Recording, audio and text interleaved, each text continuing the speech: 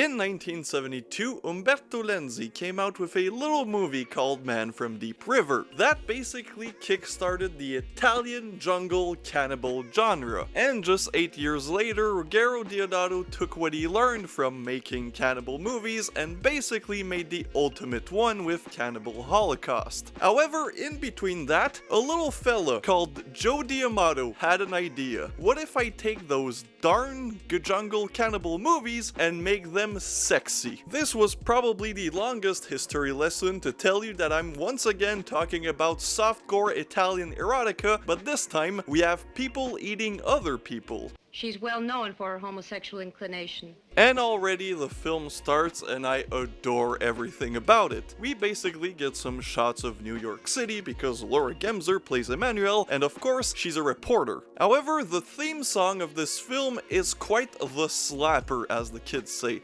It basically goes like, I'm your queen, I'm your queen, you're my king, you're my king. Yep.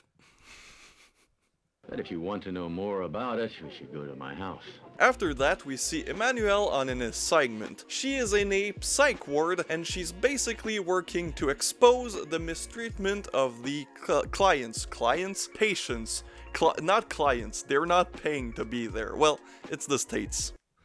I guess they are clients. Oh, by the way, tell your editor that next time he wants to enlist my services, the price will be double. Remember that. And just a few minutes in, we already what we came here for, which is cannibalism. Because one of the nurses gets her breast bit off by one of the patient. This tingles Laura Gemser's brain, of course, because she wants to get to the bottom of that, and later during the night, she goes into that patient's room to see what is wrong with her. To make her calm, she decides to, of course, finger bang her, and then she lifts up her shirt to see that she has a tattoo. She then takes a picture, and we go back to her being a normal reporter. She is in the paper's office talking with her boss, and she shows him the picture, and he's very intrigued by the tattoo on the girl's upper pubic region. So they bring it to one of the guys that works there, and he tells them that this is the tattoo for a tribe of natives that is sadly extinct. However, they're a bit curious and questioning the fact that this tribe is apparently extinct, since that girl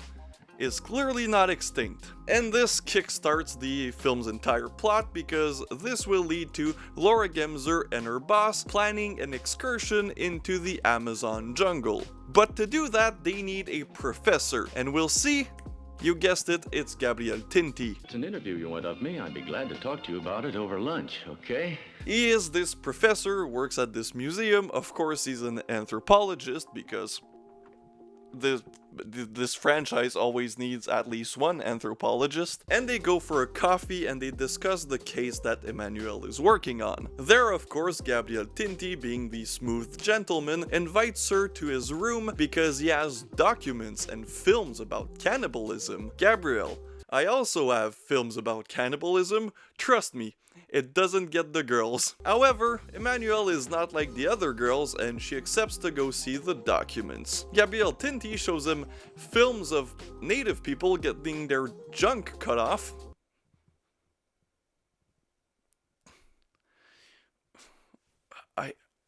I guess that gets the ladies. I don't know, I've been single for like 3 years. And it turns out that Emmanuelle enjoys that, so they, fuck. And then Emmanuelle goes back to her boyfriend, because she has one in this film. I think she has one in a lot of films, but, you know, she's a free woman of the 70s, so, that doesn't really matter. And they go to the New York pier, and, they fuck. Ciao. You'll realize that a lot of this film's, like, first 40 minutes are loaded with sex, and that is because once you get to the cannibalism, there's no room for sexy time. Unless that's your fetish, which I would say I wouldn't judge, but if you're into cannibalism, get some help, dude. So Gabriel Tinti accepts to go to the jungle, and they go on an adventure. There, Emmanuelle and Gabriel Tinti, whose name is Mark Lester, good thing he wasn't called Mo. Get it? That was terrible, holy shit. So before going into the jungle, they need people to show them around. And that's where we meet Mark's friend, who has a daughter. Now we won't see any more of Mark's friend, but we'll see a lot of his daughter. And his daughter is of course played by Monika Zenki, who, if you remember Sister Emmanuel, you know that name. Oh, and there's also a nun, because we need more sacrilege in this one. And basically they're going to the jungle to not only learn about the tribe of the woman that ate the nurse's breast, but also because there's a mission on the island. And they want to go see if they're still okay, because they haven't had a radio signal in quite a while. So they jump on a boat with a nun, a dude's daughter, a reporter, an anthropologist, and a native guy that will show them around. After we've met our group of disposable characters, they get to the island where they're supposed to be. And on the island, Emmanuel reloads her camera, which is a bad idea because she gets attacked by a snake. But good thing, there's other people on this island, and one of them will snipe that snake. And those three people that are already on the island are a man's man, like he loves hunting. He basically goes on a speech about how much he loves hunting. And we later learn that he might be compensating for something. And that thing is, he's impotent. Which leads his wife to sleep with the third character in that group, which is the guy that just follows them around the jungle, basically their help. And already, because you've clearly seen a jungle cannibal film before, you get the feeling that these three people, well, two of them, the guy that just helps them around is not really doing anything wrong, are a bit of sleazebags.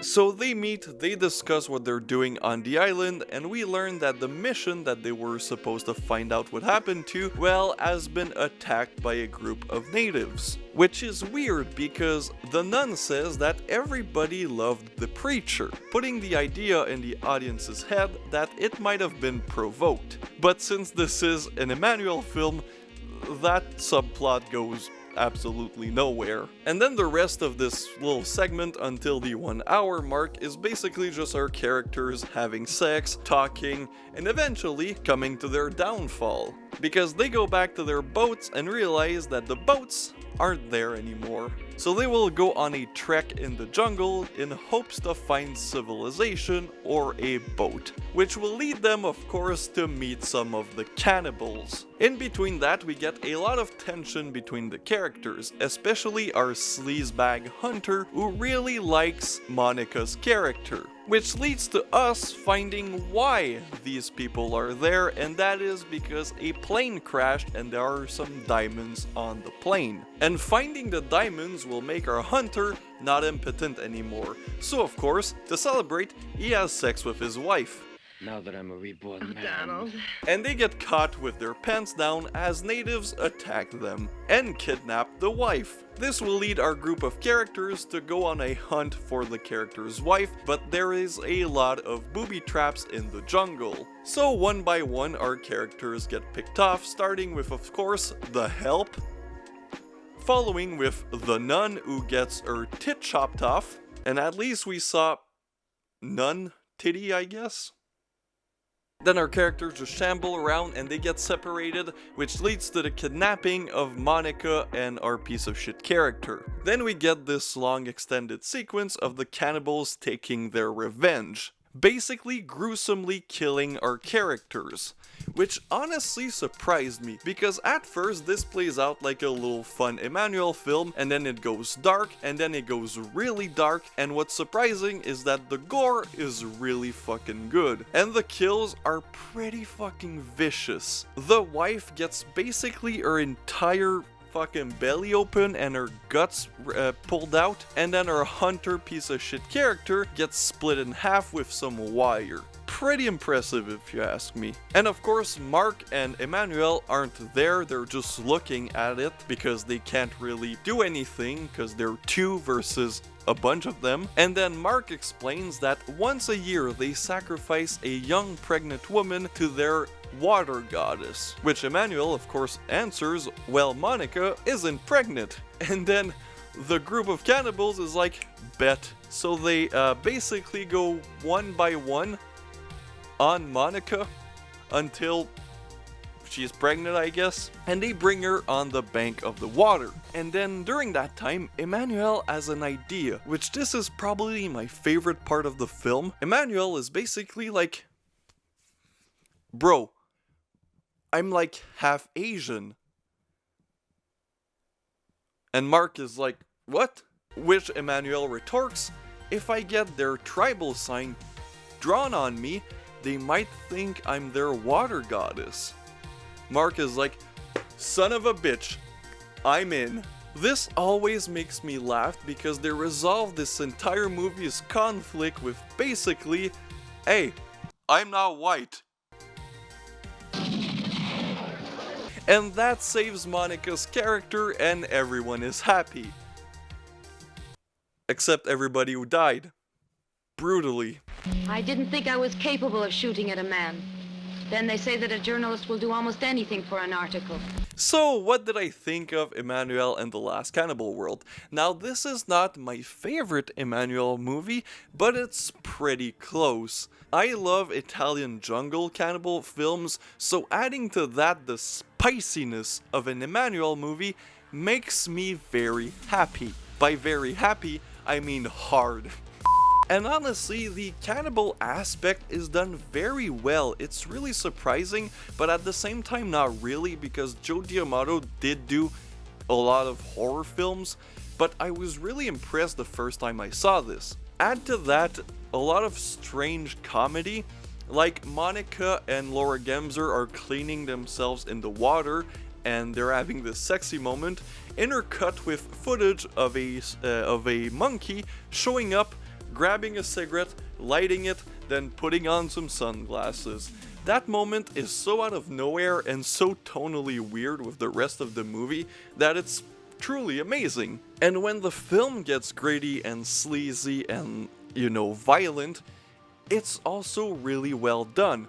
The film basically doesn't have any more of the, comedy or weird tonal shifts until, of course, the conclusion, and you just stick with these characters getting brutalized for like a good 10 to 15 minutes. It's shot very well, but at the same time, the footage is really noisy and it really adds to that sleaze factor. Out of all the Emmanuel films I've seen on the box set, this is probably the dirtiest one that Joe D'Amato made. So yeah, do I recommend it? If you're an Emmanuel fan, it's a must. Have a good one.